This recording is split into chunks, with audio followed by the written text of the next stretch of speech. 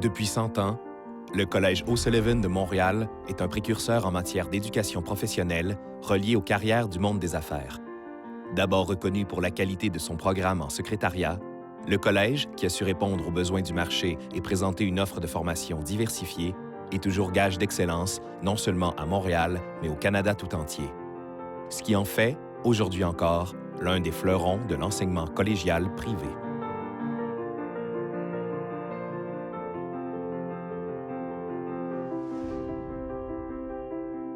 Le Collège O'Sullivan est fondé en 1916 par M. Eugène O'Sullivan.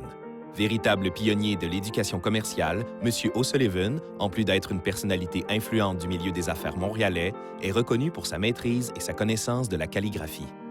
Croyant fermement au potentiel des jeunes, il réussit toujours à leur trouver un premier emploi. Il n'hésite pas à offrir dans ce tout nouveau collège des cours de calligraphie, de dactylographie, de sténographie, de tenue de livre et d'anglais. À cette époque, la calligraphie est une matière importante puisque les écritures de registre se font entièrement à la main. Le collège accueille déjà à ce moment aussi bien les étudiants anglophones que francophones. Ces derniers choisissent le Collège O'Sullivan car il leur offre la possibilité de devenir bilingues. L'anglais est alors la langue des affaires. En 1921, les femmes obtiennent le droit de vote et revendiquent des postes plus intéressants dans le monde des affaires ainsi qu'une meilleure éducation. Le collège, toujours à l'avant-garde, est alors fier de faire une plus grande place aux femmes. On compte alors plus de 300 étudiants. Avec la crise économique qui s'annonce, les emplois se font de plus en plus rares et les gens préfèrent travailler plutôt qu'étudier. Malgré tout, le nombre d'inscriptions augmente, surtout pour les cours du soir. En septembre 1925, le collège inscrit son 5 millième étudiant. En 1931, M. O'Sullivan ouvre une succursale dans l'est de Montréal pour les Montréalais francophones qui veulent recevoir une formation commerciale, mais qui ne peuvent se rendre dans l'ouest où est située l'école mère. C'est à Mary Sarah McIntosh, ancienne étudiante au collège, qui est devenue la secrétaire de M. O'Sullivan, et à son mari, Rodolphe Rousseau père, qu'il confie l'administration de cette succursale dont ils deviendront propriétaires quelques années plus tard. En 1956, M. et Mme Rousseau achètent la maison mère, établie dans l'ouest de Montréal, et administrent conjointement les deux collèges O'Sullivan jusqu'au décès de M. Rousseau en 1960. En 1961, Rodolphe Rousseau fils prend la relève et entreprend une redéfinition du projet éducatif du collège qui se concentrera sur la formation des femmes dans le domaine du secrétariat. Les années 60 marquent un tournant pour Montréal, comme pour le collège. L'économie est alors florissante et Montréal est sur toutes les lèvres avec la venue de l'Exposition universelle de 1967.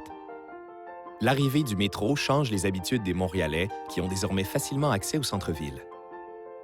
En 1966, M. Rousseau prend alors la décision de regrouper les établissements de la bannière O'Sullivan du Grand Montréal à l'adresse actuelle au 1191 rue de la Montagne, emplacement du collège depuis maintenant 50 ans. Cette fusion marque le début d'une ère nouvelle pour le collège. En plus d'occuper un immeuble spacieux et doté des équipements les plus modernes, le Collège O'Sullivan offre des services et des programmes novateurs. Dans les années 70, le collège met en place un nouveau programme accéléré de conversation en langue seconde qui fait passer les inscriptions de 150 à 535 étudiants en seulement 3 ans. Cette augmentation s'explique par la création de spécialisations en secrétariat juridique et médical, ainsi qu'en secrétariat de tourisme et de direction, et par le bilinguisme du programme d'études. Le collège innove en offrant un centre de simulation qui recrée un environnement de bureau avec téléphone, bureau de superviseur, une salle de conférence et tout l'équipement moderne de l'époque. Par ailleurs, le collège connaîtra un changement de structure administrative en 1976, passant de propriétaire unique à compagnie sans but lucratif dirigée par un conseil d'administration.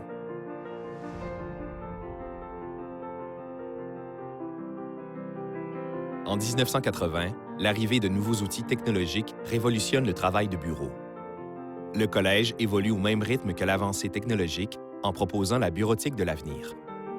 De ce changement radical des outils et méthodes de travail naissent de nouveaux besoins, dès lors, de nouvelles formations.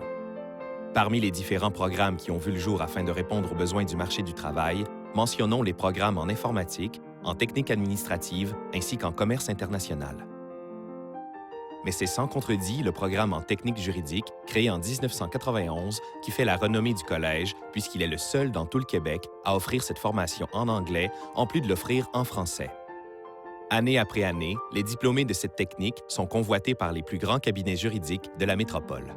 L'arrivée des nouvelles technologies de l'information et des communications, ordinateurs, Internet, réseaux sans fil, tableaux blancs interactifs, etc., modifie considérablement l'enseignement et la pédagogie. Le collège et ses professeurs relèvent ce défi. En instaurant en 2003 un programme en technologie des médias et plateaux de tournage, le collège s'aventure hors de son champ d'expertise et, en entreprise visionnaire, innove une fois de plus. Un équipement à la fine pointe de la technologie attire les étudiants et répond aux besoins du milieu. En 2005, afin de pallier une pénurie de main-d'œuvre en archives médicales, le collège crée un programme d'études de 3 ans dans ce domaine en anglais. Plusieurs programmes courts sont aussi offerts à de jeunes adultes désireux d'intégrer le marché du travail rapidement. Comptabilité financière informatisée en 2002, assurance de dommages en 2004 et transcription médicale en 2007. En 2010, Rodolphe Rousseau, qui a dirigé le collège pendant près de 50 ans, décède.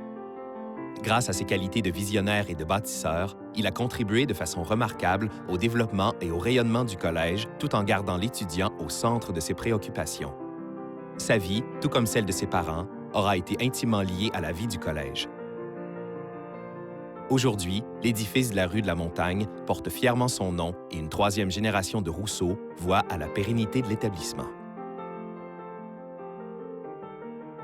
De collège commercial des premières années, le Collège O'Sullivan est devenu au fil des ans un établissement d'enseignement collégial réputé offrant des formations reconnues.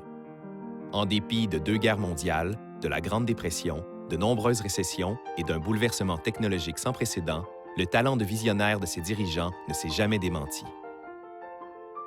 Fidèle à sa mission éducative, le Collège a toujours mis tout en œuvre pour assurer à ses diplômés une place de choix sur le marché du travail. Qualité des programmes d'études, excellence de l'enseignement, services personnalisés, importance accordée à la maîtrise des 2 langues officielles et services de placement à vie. 100 ans plus tard, le Collège O'Sullivan est toujours fidèle à cette mission. La tradition d'excellence instaurée en 1916 s'est bel et bien enracinée dans l'histoire du collège. Bonjour, je m'appelle Annick Latendresse, diplômée 2014 du Collège O'Sullivan de Montréal en technique juridique. Je suis présentement à l'emploi chez Bélanger Sauvé et c'est grâce à ma formation au Collège O'Sullivan que j'ai pu obtenir cet emploi. Marie-Luce Lessard, diplômée de technologie des médias et plateau de tournage en 2011. Je suis maintenant directrice de production chez One Chuck Productions. My name is Mauricio Peña. I'm an O'Sullivan graduate from the class of 2006. I currently work at Miller Thomson as a financial services paralegal. Hi everyone, my name is Vanessa Gallo. I've studied in paralegal at O'Sullivan College and graduated in 2013. I've been employed at Norton Rose Fulbright Canada ever since. My name is Antoinette Tomaro. I was a teacher at O'Sullivan College for 36 years. My specialty resided in the computer applications. Let me tell you, in 36 years, we saw challenges, we saw changes. But what a pleasure it all was to see the students' delight at learning everything that they were learning and knowing that it was useful in the workforce. Le Collège O'Sullivan a su s'adapter au marché du travail en offrant des formations qui répondent aux besoins du marché et aux besoins des employeurs. O'Sullivan College gave me the opportunity to meet friends and make great colleagues along the way. I love my time here, and I'm very fortunate to have been a student here. I get a sense of satisfaction at having chosen the correct career for me and having worked at O'Sullivan College, a place where we met the challenges head-on. J'ai créé de très belles relations et j'entrevois une très belle carrière dans le domaine du droit.